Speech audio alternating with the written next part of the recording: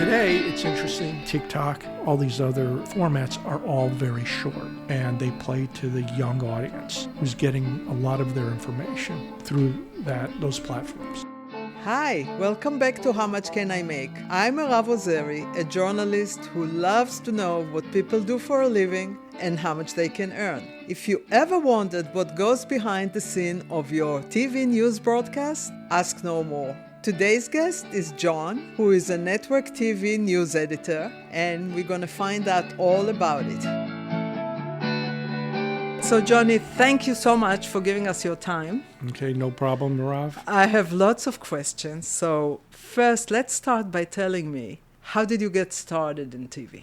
I got started when I was a junior in college. I wanted to work at a television station. I was going to Syracuse University at the Newhouse School, and I was studying production and journalism, and I wanted to work at a television station. I didn't have any contacts. My dad was a construction worker. I didn't know anyone in the business, so I had to find a way to get in, and I applied for summer relief, they call it, as a technical person. As their people went on vacation, they would hire somebody to do, videotape back then. Two guys who hired me, one was the chief engineer or the co-chief engineer, and the other one was like sort of the supervisor. They looked at my resume. They seemed to like me. They called me back. I was just excited. I was thrilled. Wow. Like I could work here. This is a TV station as a kid I was watching. They had children programs that I've watched when I was a kid. And of course they were CBS affiliate. And was that upstate New York or was it in New York City? It was in Hartford, Connecticut. In Hartford, okay. So they called me back. First of all, they put me in front of a television switcher, video switcher. I said, could you do this, do a dissolve? Yeah, I could do it, because we had equipment at the university, and I knew some of it. And they liked that I knew enough about it. They said, we'll hire you. So I was hired for the summer, because I had to go back to school. Right. And I learned a lot, learned how to program these cart machine, which was the way they played commercials. And I was just fascinated. I was like, wow, I'm doing all this stuff. Then I remember they wanted me to help with playback of the news. And they would do like a 5 o'clock newscast and a 6 o'clock. The 6 o'clock was the most important newscast. It was just before the evening news. And I was being trained on, I remember one day, there were two engineers there, and one of them was training me, and she was having some dispute with the management. And there was another older guy there, and he was sitting there smoking a cigarette. And he had his feet up on the machine. I'm like, wow. So they trained you as editor or as No, I wasn't an editor yet. This is just an engineer. I had to put in the tapes for the A block of the show, they call it. And I put in the tapes that had the stories, right? So the anchor would then say blah, blah, blah, and reporting, and then they played the tape. The story was self-contained. So I queued it up. I thought this was exciting. I heard the director directing, and they played a tape, and the woman who was near me was supposed to supervise me, but she was not paying attention, and there was no audio. But I saw the meters. They were moving back and forth. I said, this is not right. And the director goes, where's the audio? Where's the audio? I said, the meters are moving. I have the audio pots up. So then they interrupt that, go back to the anchor again, play the second tape.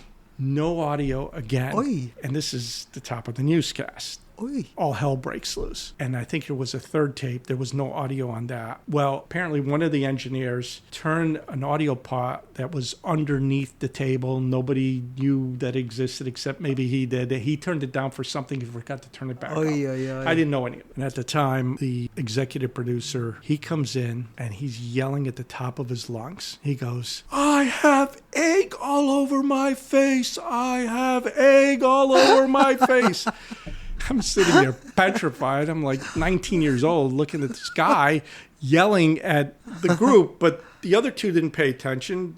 The other guy was still smoking a cigarette. The woman that was next to me was filing her nails, and I'm sitting there looking at him, paying, like I think he's important. They didn't think he was important. And did they fire you? It wasn't mine. No, they didn't fire me. My supervisor said, don't worry about it. It's just the news people. They're this way. It wasn't your fault. For me, I was going, oh my God, my whole career is like, that's it, down the toilet. It's over.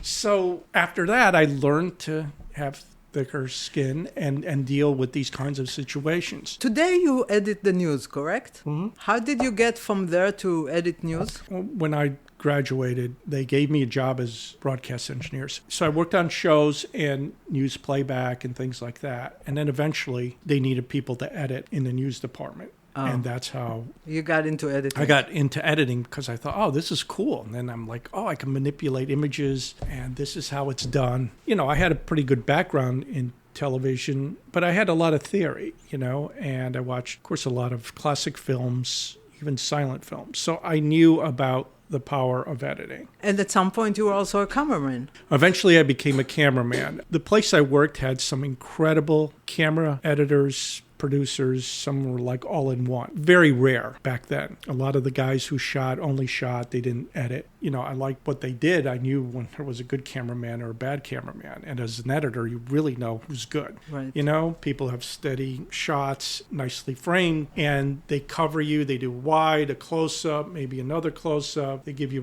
reversals. Right. So you know the good ones. And I worked with the best in the country. So you work in hard news. Yeah. Is it difficult? Well, everything footage? is a deadline, and especially where I work now, it has to get out by either 11:30 or 3:30. And you have a couple of hours, essentially. The producer is writing the script, pulling the videos, but a lot of times you're pulling video yourself because we just don't have enough people. How do you decide what footage to put to Well, I words? mean, obviously, if we're covering a fire, it's whatever footage either we get from a local station or now from Storyful, which is another group that gets footage from people who shoot things on their phone that happen to be there. Wow. And that's entirely different. Once in a while, we used to have cameramen. They would go out. Right. If they happened to be at a fire, they would get these great shots. Right. A lot of times there's no one there to take the shots.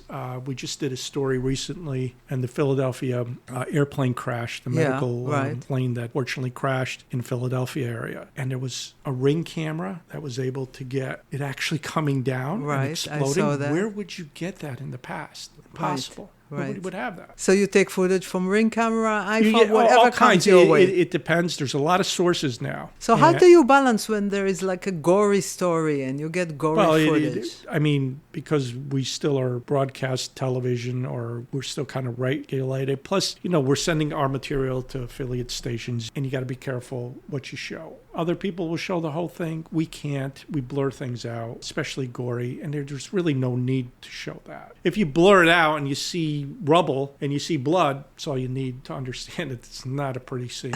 How many stories a day do you have to edit? It depends. Could be 2, 1. We do a lot of medical stories now. We do consumer stories. Who supervises what footage will go on? Well, usually it's the producer The producer. and the reporter sometimes. It depends on who you're working with. Does the reporter sit in the room with you? When No, you edit?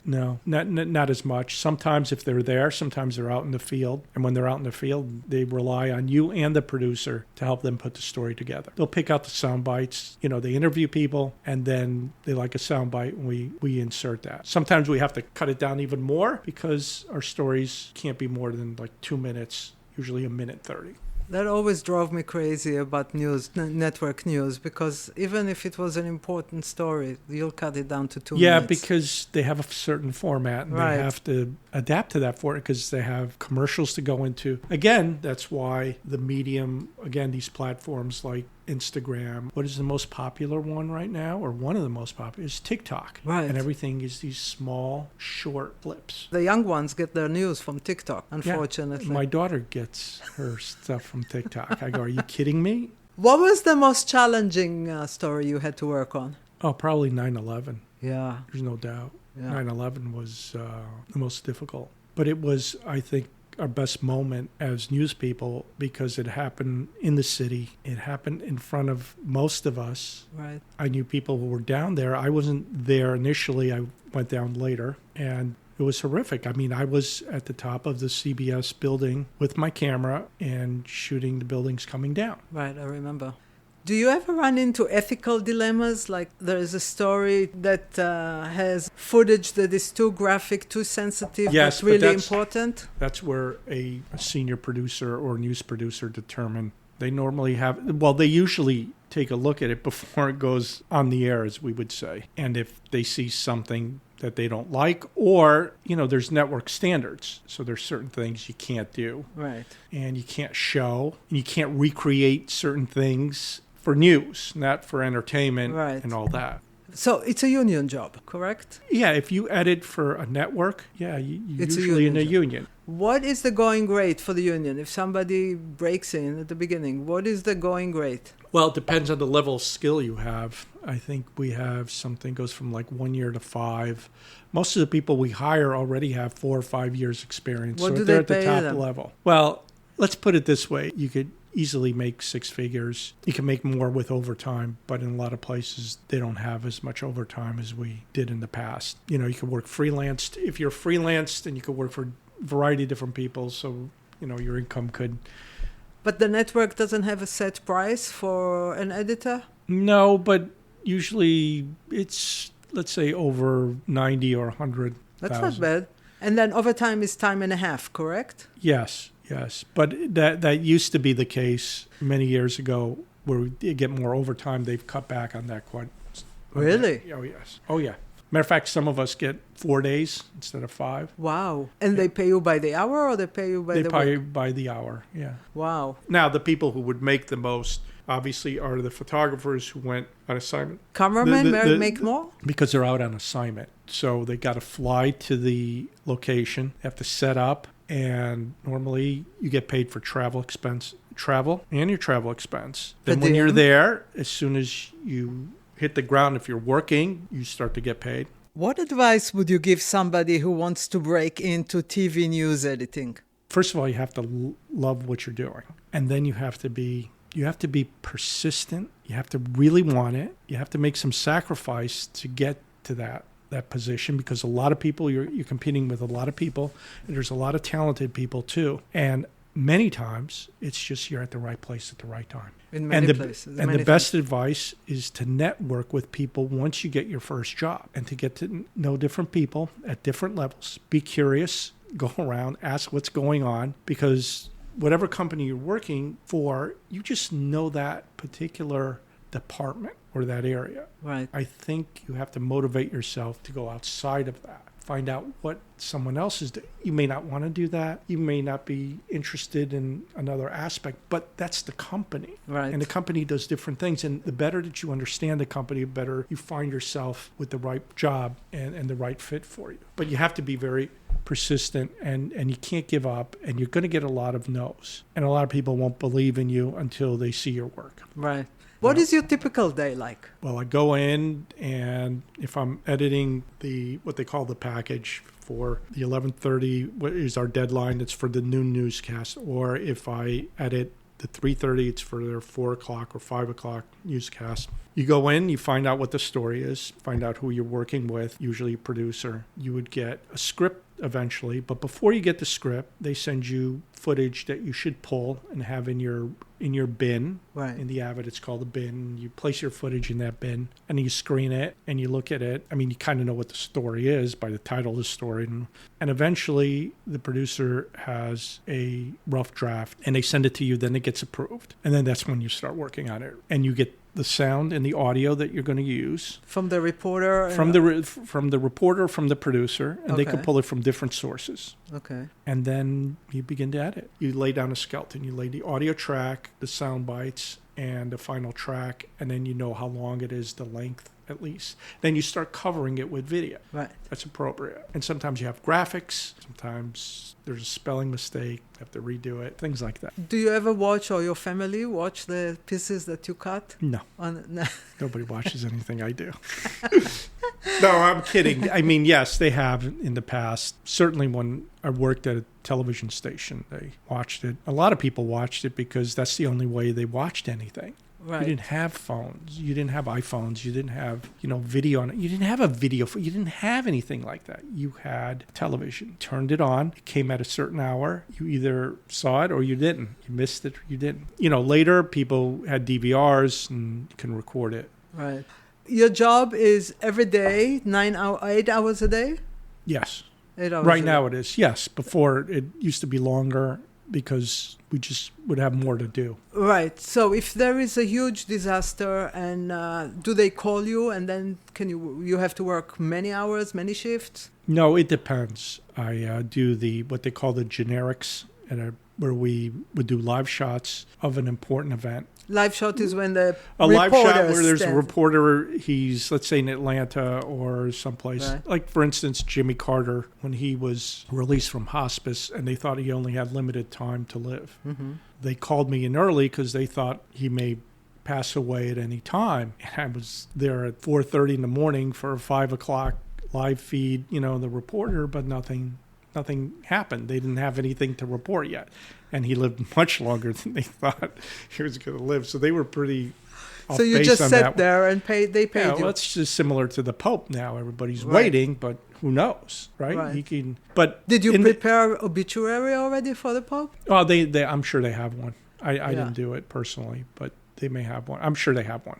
Right. They have one because when he does die, it's going to be so quick. Right. No time to edit. Yeah, they don't have really time to edit. But a lot of these stories, we used to cover a lot more. Hurricanes, tornadoes. You don't report on the weather anymore, tornadoes and stuff like that? Yeah, we do if it's pretty major. Okay. It has to be quite... Is that because everybody has iPhones and there's so many streaming services? It's all kinds of different things. They've pared down our organization, our news division. We just don't have as many people. And flying people out, putting them in hotels and paying them, all the extra pay that goes with it. They've been cutting back on that because they find other ways to do it. For instance, in our case, we have local affiliates that can give us footage. Or we could use maybe their cameraman for a certain time, but that becomes problematic because they have their own news to cover. So it doesn't always quite work out.